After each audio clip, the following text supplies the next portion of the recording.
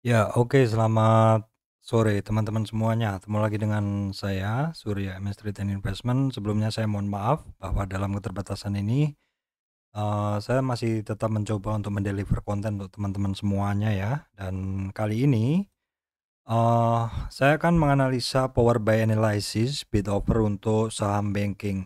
Sebenarnya ini adalah lanjutan dari saham sebelumnya, teman-teman. Lanjutan dari analisa untuk video sebelumnya, yaitu tentang sektor bank, sektor banking. Namun demikian karena ada kesalahan teknis sehingga saya harus mengulang membuat video lagi untuk power buy analysis bid offer untuk saham banking di sini. Namun nggak apa-apa, jadi intinya adalah saya akan mendeliver konten yang berkualitas di sini.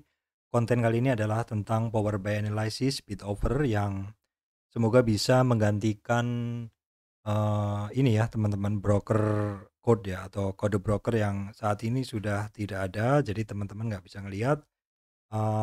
Saya di sini akan membahas bid offer dari masing-masing sektor, sebenarnya seperti itu.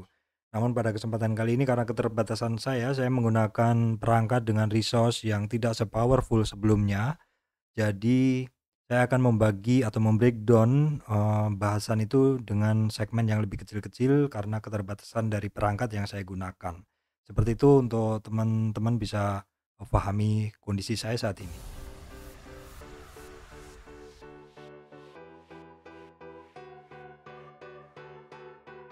Oke, baik, teman-teman, sebelum masuk ke materi, saya sampaikan informasi bahwa saya Surya MS Trade tidak terima titip dana trading. Teman-teman mesti berhati-hati apabila ada tawaran titip dana trading. Teman-teman, di sini juga saya sampaikan bahwa saya ada channel membership untuk YouTube. Silahkan teman-teman join hanya dengan 20.000 sebulan. Maka teman-teman bisa menggunakan loyalty badge. Dimana kalau teman-teman berkomentar, maka saya akan bisa memfilter mana yang merupakan member channel YouTube MS Trade sehingga saya bisa memberikan prioritas terhadap teman-teman yang merupakan member dari channel tersebut.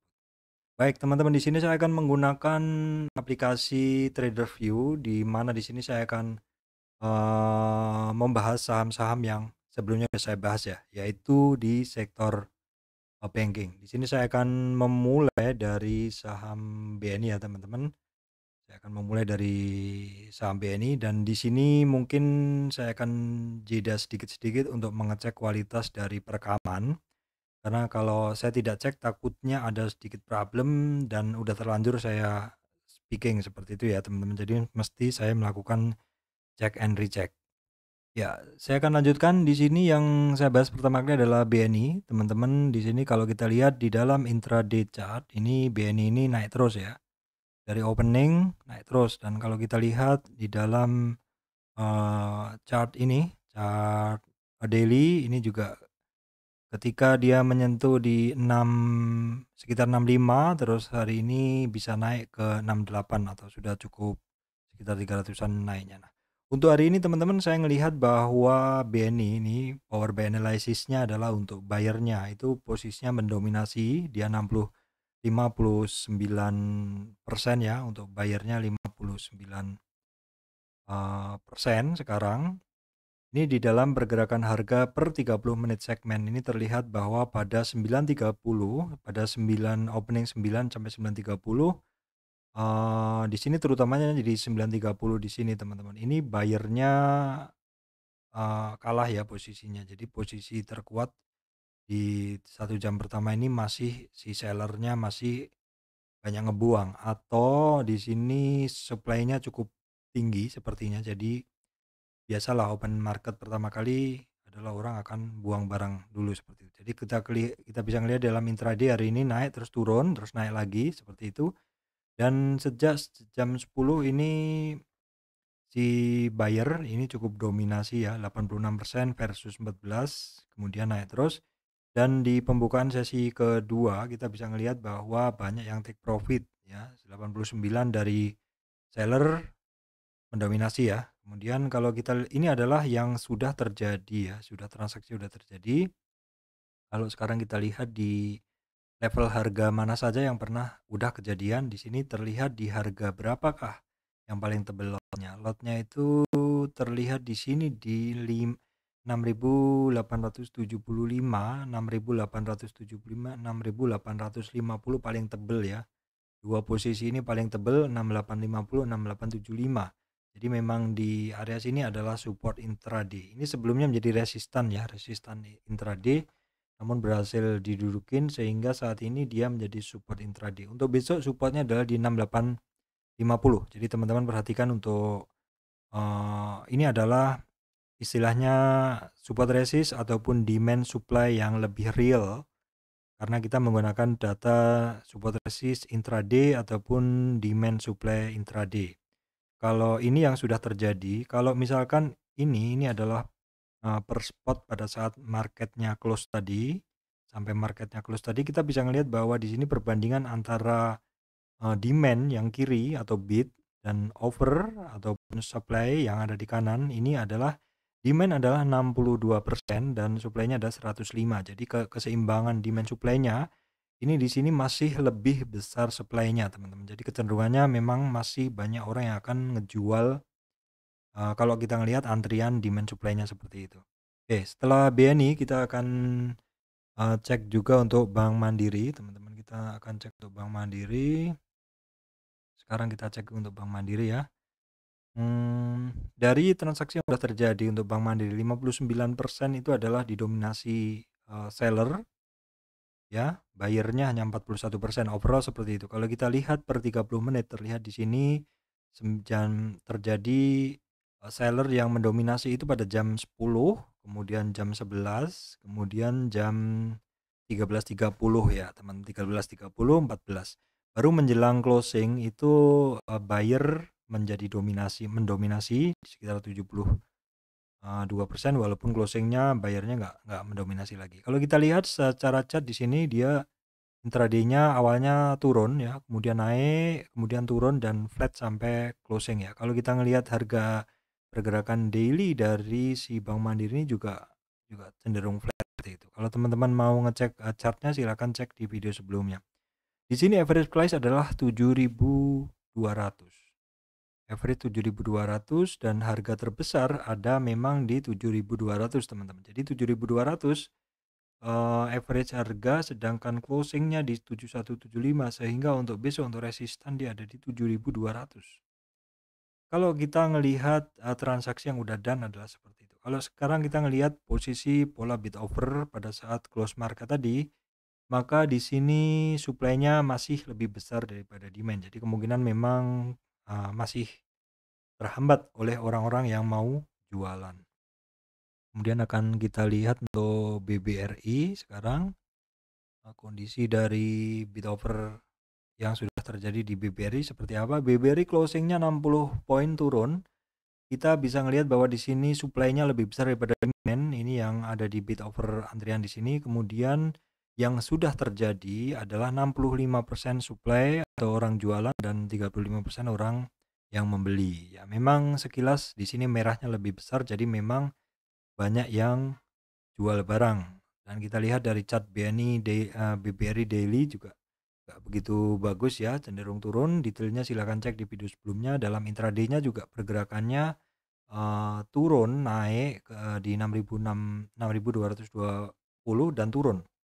Kita ngelihat kejadian tertinggi itu berada di 4170 dan 4190 atau di 4180 kejadian tertingginya. Apakah benar? Kita mesti scroll down ke bawah. Sepertinya memang kejadian tertinggi di 4170, 4190. Jadi besok 4190 itu adalah merupakan resistan untuk Bank BRI. Kemudian kita cek BBCA, teman-teman ya. Kita cek BBCA sekarang. Oke. Untuk BBCA closingnya 7350 ya. Closing 7350 di sini overall yang udah terjadi adalah 58 seller, 58% seller versus 42 buyer. Dan harganya sebenarnya nggak kemana-mana. Kalau kita lihat secara daily juga nggak kemana-mana. Kejadian tertinggi kita ngelihat di harga berapa? Kita lihat, oh ini memang harganya dari tertinggi 7475, terendah 7350, closingnya di terendah, sehingga memang ini harganya sempit. Kita ngelihat pergerakan harga yang paling banyak terjadi, paling banyak ada di 7425. Jadi 7425 adalah merupakan resistan intraday hari ini bisa menjadi resistan besok 7425 ya teman-teman. Terus kemudian di sini kita melihat supply and demand-nya, jelas kelihatan bahwa supply-nya adalah 315, demand-nya 188. Jadi memang masih banyak yang akan jualan untuk data per spot closing-nya dari BBCA teman-teman ya. Kemudian kita cek BBTN sekarang. Kita cek BBTN ya. Mungkin nggak semua tapi sekilas saja teman-teman. BBTN di sini kalau kita ngelihat pergerakan ini secara chart sebenarnya bagus ya. Daily chart bagus. Daily chart-nya bagus. Kemudian intraday-nya dibawa turun dulu, naik, dibawa turun, lalu naik lagi. Kalau kita ngelihat average volume-nya adalah 1750 atau closing-nya sekarang di atas average volume sedikit. Dan kejadian tertinggi ada di 1750. Jadi memang saat ini dia berada di support-nya ya teman-teman. Ini sebelumnya menjadi resistan tapi karena tepat di harga tersebut dia menjadi support intraday 1750. Besok perhatikan 1750, kalau marketnya bagus kemungkinan 1750 dia akan naik dari situ. Nah, kita lihat yang telah terjadi di BBTN ini adalah ini 52% dari seller versus 48% buyer. Jadi memang cukup imbang antara buyer dan seller. Nah, kemudian kalau kita lihat di posisi bid overnya, maka di sini 204 untuk posisi over dan 79 untuk posisi bid. Ini artinya si supply-nya lebih besar daripada demand ya teman-teman. Supply lebih besar daripada demand. Karena orang mau ngejual pasti ada barang dulu ya teman-teman. Orang mau jual mesti ada barang dulu. Jadi memang ini kemungkinan masih banyak yang akan jual seperti itu ya. Seperti itu adalah untuk BBTN. Kemudian kita akan cek BTPS. BTPS ya teman-teman. Kita cek dulu untuk BTPS. BTPS naik 190 poin. Ya, teman-teman di sini kita ngelihat 58 buyer versus 42 buyer, di mana di sesi 1 cukup bagus, hanya 30 menit kedua yang terjadi selling yang cukup masif, di mana 86% seller mendominasi. Di sesi 2 secara umum sih sellernya mendominasi, dan kalau kita lihat secara umum overallnya si buyernya masih mendominasi. Harganya di 3660 tetapi average-nya di 3580. Jadi ini sepertinya banyak yang makan di atas. Kita bisa ngelihat 3650, 3660 ini adalah kejadian transaksi yang paling tinggi, sehingga saat ini dia sudah berada di resistan yang udah tepat didudukinya, sehingga dia berada di support. Supportnya 3660.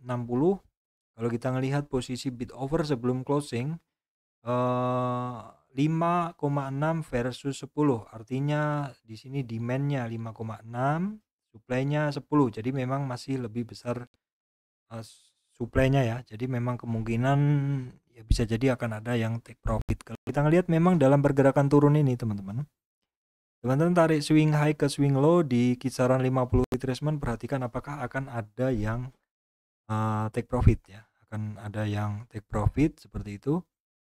Kemudian setelah BTPS kita coba lihat apa ya, Bank Danamon sudah, BBKP ya teman-teman. BBKP kita lihat BBKP kondisinya seperti apa. BBKP ini sudah melewati 300 nih, oke ya teman-teman, oke. Secara intraday ini bagus juga sampai 308, secara daily-nya bagus. Kita bisa ngelihat secara umum power buy analysis-nya itu adalah buyer-nya 59 dan seller-nya adalah 41. Jadi masih kuat si buyer-nya. Kemudian di sini awal-awal memang banyak yang jualan di sesi 1 maupun sesi 2, menjelang tutup sesi 1 maupun sesi 2 banyak yang makan kanan, dan kita bisa ngelihat di sini perbandingan antara demand dan supply-nya. Demand-nya 2500, supply-nya adalah 1700. Ini artinya memang demand-nya bagus. Demand-nya di BBK ini bagus, memang di atas 300 ini secara psikologi bagus ya pergerakan harganya. Dan kita bisa ngelihat average-nya adalah 302, harganya 304 ya, sedikit di atas average. Dengan kejadian tertinggi itu lot terbesar itu ada di 304, 306. Jadi posisi sekarang ini sebelumnya di resisten dan sekarang memang dia sedang berada di support. Supportnya perhatikan memang di kisaran 306 ya. Karena 306 jadi masih menjadi resisten ya teman-teman. Jadi perhatikan besok 306 nge-break 306 ya, walaupun mepet sekali karena namanya intraday resist sehingga cukup mepet ya seperti itu. Ini sih overall bagus untuk BBKP kan di atas 300 tuh dia psikologisnya bagus lah seperti itu ya. Kemudian kita akan tengok agro. Kita akan tengok agro teman-teman ya. Oke, kita akan tengok Bank Agro nih. Agro secara chart ini belum nongol. Secara chart oke sekali ya, oke sekali intraday-nya. Secara daily juga sangat oke.